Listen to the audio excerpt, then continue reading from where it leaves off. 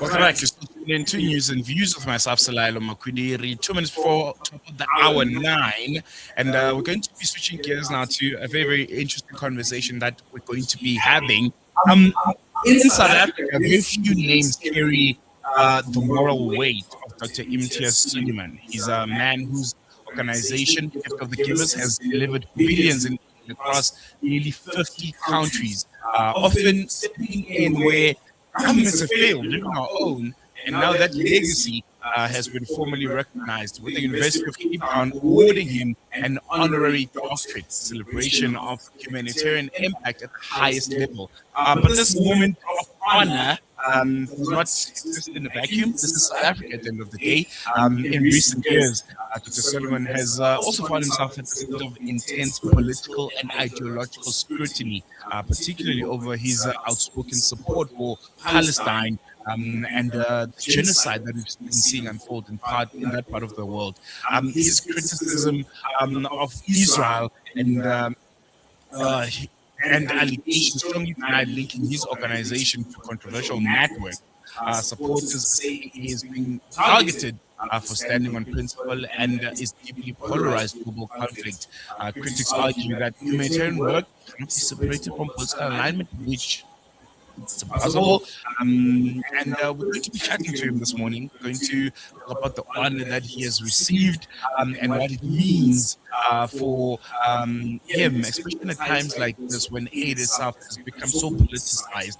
And is joining us via our virtual platform. Mr. Sooliman, thank you so much for joining us. Welcome to News and Views. I really appreciate you giving us the time. Morning to you. Your sound is vibrating quite a bit, guys. Are you able to hear me now? I can hear much better. There was a big echo just now. All right, perfect. I think we'll jump right into it. First and foremost, congratulations on your honor. I think it was a long time coming. I think most South Africans, I can't speak for everyone, are really delighted that you've been recognized. And as young people say, you've been given your flowers while you can smell them. Your initial reaction after finding out that you're going to be receiving this honor from the University of Cape Town? Sorry. I lost you. Mr. Sooliman, can you hear me? Sorry, I just lost you. Can you hear me? Yes, I can hear you loud and clear. Can you hear me? Yes, I can hear you. Can you see me? Yes, I can. All right. So no, I've received many awards and recognitions, throughout my life.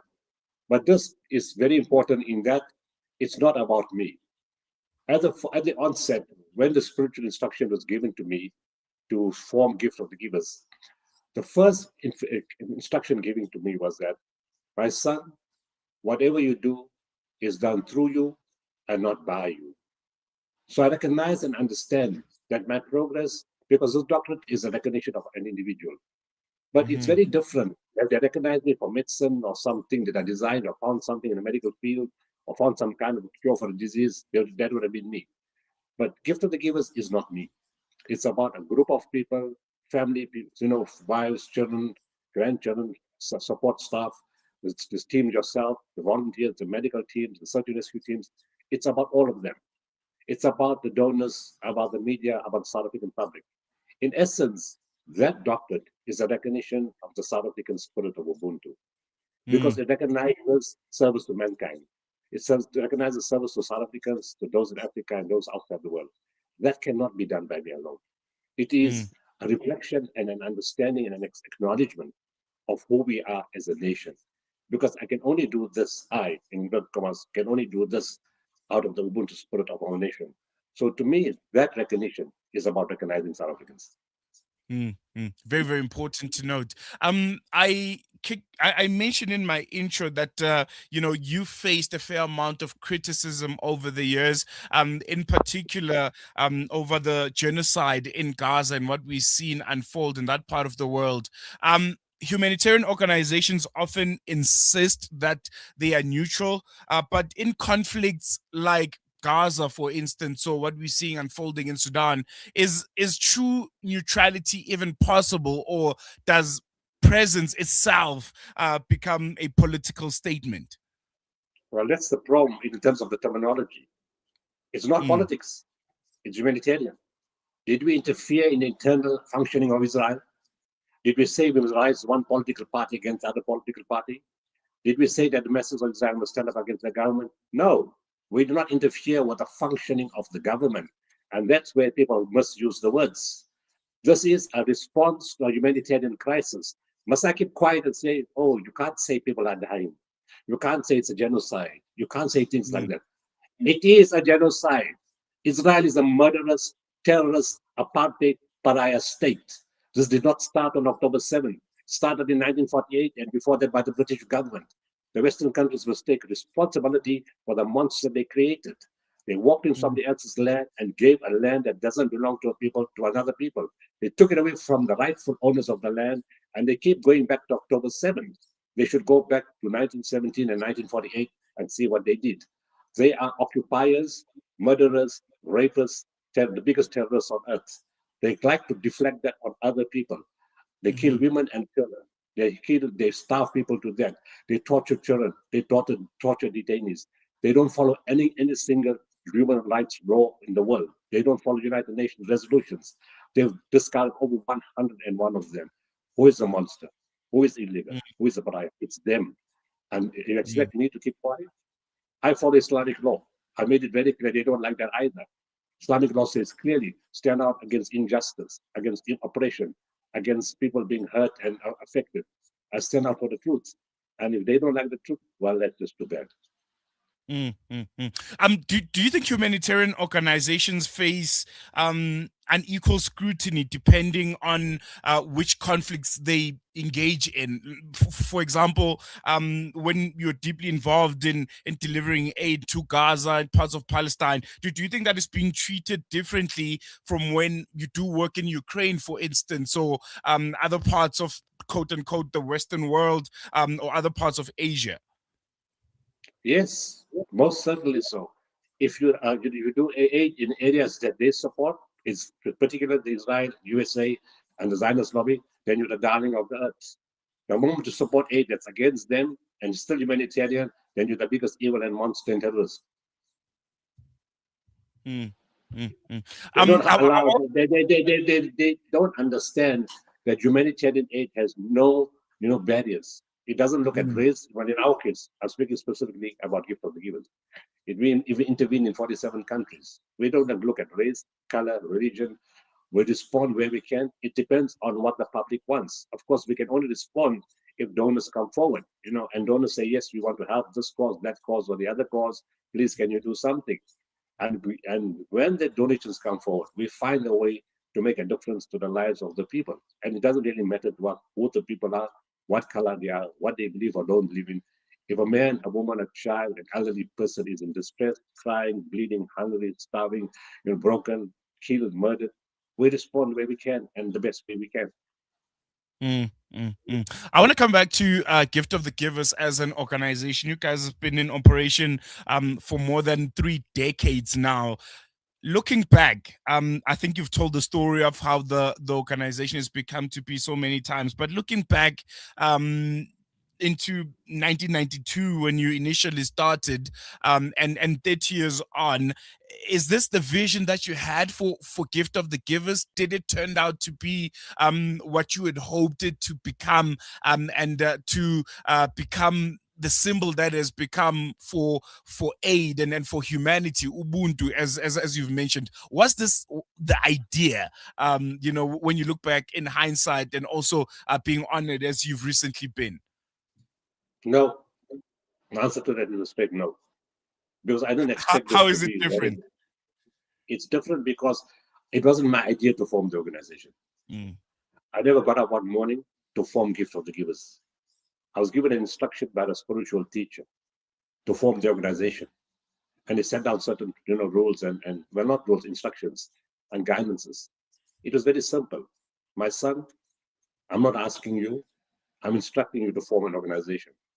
The name in Arabic will be Waqful Waqifin. Translated, gift of the givers.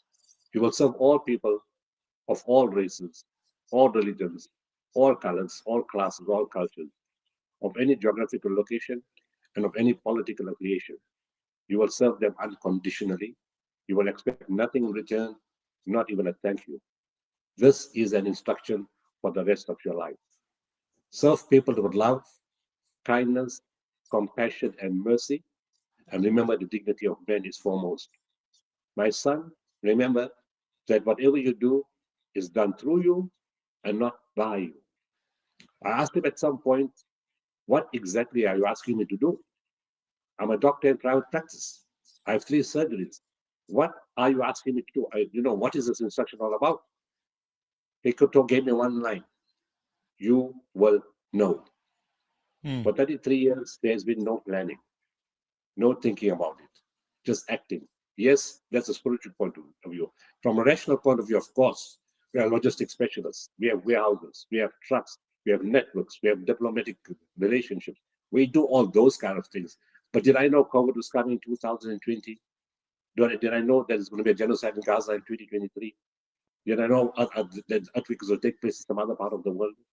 Oh, did you know we're going to have a water crisis in some other in South Africa and drought for so many years? No. You respond to this in the best way possible. You prepare for disaster intervention. And by the way, we don't only do disasters, we do 20 other types of projects too. Mm. But it's guided by direction. Like you said, you will never have to look for money. People will come to you. You will know what to do. It happens like that all the time. And make the right connections at the right time, few days or few weeks before an event happens. Let's make it more tangible. November 2022, I get a call from my friend in Cape Town who says, would you like to meet the new general manager of Turkish Airlines? He's coming from San Francisco to Cape Town. I said, in my business, yes, I need to know everyone. I need partner airlines, especially in Mm. disaster intervention. I said, but I won't meet him now. Let the universe decide. I go to Cape Town several times in November, several times in December, several times in January. I don't meet the guy. February 1st, I'm climbing up the plane in Kinshasa Airport. A voice comes into my head, call him now. I call, I say, is the guy available? They said, yes, meet tonight, 9:30. We meet 9:30. My first words to Mohammed Sona Eden, head of general manager of Turkish Airlines Cape Town is, I need an airline partner. In the Mm. event an earthquake strikes the country, I need to move search and rescue teams, medical teams, and supplies urgently, rapidly. No bureaucracy, no red tape, no losing my stuff. Can you do it? Yes. 5 days later, 6 February, 4:10 a.m., the earthquake hits his country. What's the Mm. chance of that being a coincidence? There's Mm. hundreds of stories like this. Wow, what a story. What a story. Was there ever a moment, when you look back at the 33 years where you had doubt, where this thing was not becoming what your spiritual leader told you it was going to become, or you were not finding out as quickly as he said you're going to find out? Did you ever have that moment where you thought maybe I should let it go? And what made you stay the course? What made you decide to not let go of gift of the givers and ultimately led us to where we are today, where you're honored and the organization has delivered billions in aid and it's been around for 3 decades now? When I trust somebody, for me, there's no doubt. I saw the man I never saw. I never knew this man. I never heard about him. I don't know who he was. I met him for the first time with my wife in August 91. My first look at him, I fell in love with a man who said his spirituality, his soul, his faith was so strong. It was an instant connection of the heart. I believed in him implicitly. He told me, you will have a lot of challenges, but you will grow and grow and grow. I didn't understand it at that time.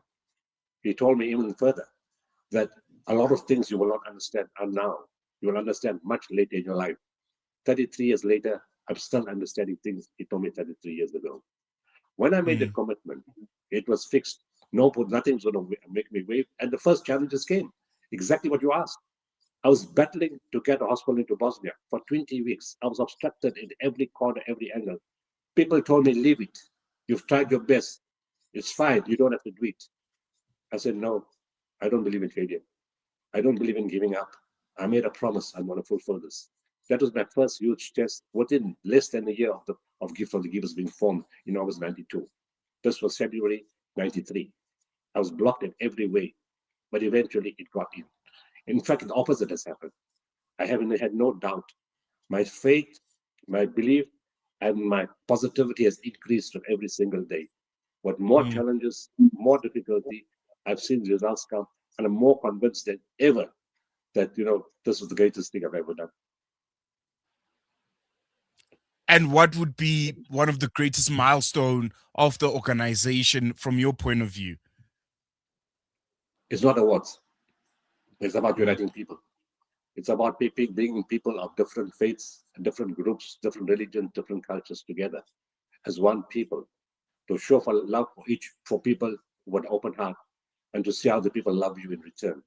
Across the world, we're worried about religious differences, friction in religion, friction in politics, friction in so many different things. In South Africa, it was apartheid and racism. And to see how people stood together, especially even now with the honorary doctorate, how the Mm. Jewish people came forward to stand with us and say, "We with you." Where we have built bonds with the Christian churches, with the Hindu temples, with the Jewish groups, with African leaders, with African culture, and all stand as one big South African nation. I mean, to me is priceless. Mm, no, most definitely. And just, you've been in the humanitarian workspace for 3 decades now, as mentioned. How have you seen it change? How have you seen it develop? How have you seen it almost morph into, a different version of itself? 30 years is a very, very long time. And you've been part of, I think, a lot of changes, not just in South Africa, but also globally. Humanitarian work and what it has become. Your thoughts on it, and how has it changed throughout the years? Well, certain things don't change. You know, a lot of people do this for ego. A lot of people do this for fringe benefits. A lot of people do this for money. A lot of people have ulterior agendas. It's a power game because you can go into an area and you God himself, and your people Mm-hmm. you can be abused, used, and embarrassed and disgraced. People do that. It's historical up till now. I've seen it over and over again. I see abuse. I see malpractice. I see people getting killed. I see people being used. For example, in Haiti, first world countries came to do amputations. They messed up every amputation virtually. When I say virtually, I mean on site, because now virtually is another definition these days. And our teams had to re-amputate. So if a child lost his ankle, we had to cut the knee. If the hand is cut, we had to cut the elbow. And it has caused so much of harm to those kids and those people because people came there to practice. No ethics, no values, nobody checks, nobody knows what's going on. That's the horrendous side of the NGO work and humanitarian assistance. On the Mm-hmm. other side, the better side, which is far more than the negative side, is that governments have started to embrace the need to get involved. Corporate companies have seen the need to get involved in a much bigger way, not only to tick the boxes, specifically in South Africa, CSI, tech certificate, some recognition. No. Now they're asking their staff and the CEOs to come on site, understand the pain of the people. And I think the turning point in our country, I can't speak for the rest of the world, is COVID. COVID made people realize how short life is, how money Mm. can't buy life. Money couldn't buy oxygen, couldn't buy bed in the ward if you had your billions in your account. And if a billionaire and a rich man understood that for himself, many of them came with the words, all these years, we didn't appreciate what we have. We've seen the difficulty we're going through. What has happened to the poor men all these years that, there was hardship and difficulty for the poor men? How did they manage? We had no realization. We had no awareness. We did not reflect.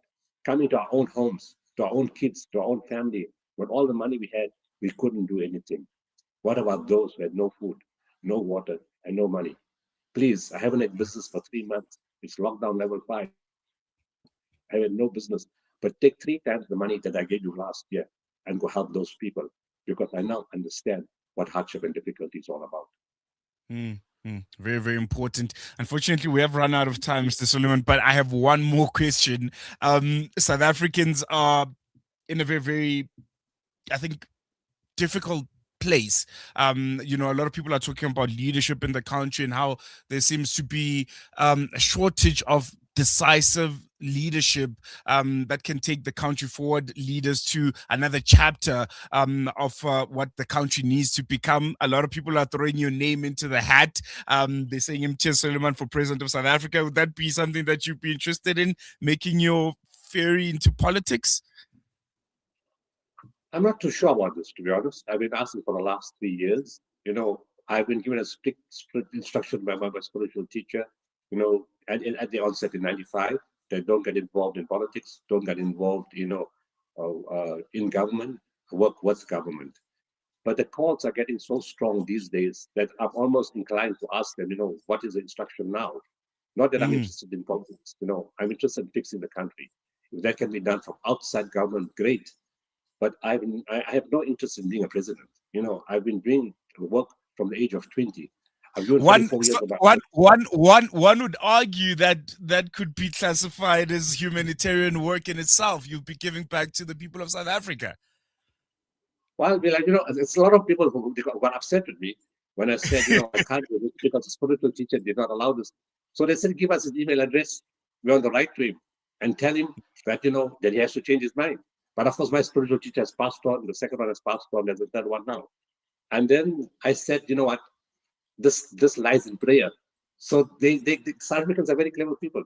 They said, you can pray not to be, and we can pray that you have to be. Let's see whose prayer wins. But you know what? I'm very interested in the country. Yes, I want to fix whatever I can. I have the support of South Africans. It's in God's hands what happens. I'm not interested in being a president, but it's in God's hands what happens. I can't tell you what's going to happen in the future. The prayer of one man or the prayer of 60 million South Africans. We'll see who wins, Mr. Imtiaz Sooliman. Thank you so much for the work that you're doing from the home of humanitarian journalism, which is Salam Media. We take our hats out to you, and I think you deserve that honor. You've been given your flowers while you can still smell them, and we hope we chat again soon, and hope you think about it. Hey, who knows? Maybe. Thank you. There we go.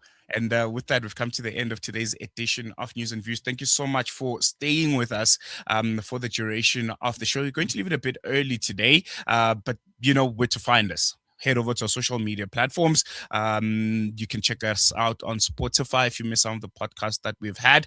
Otherwise, from myself, Sooliman Honorary, and the rest of the team, is Chap Chap. Bye for now.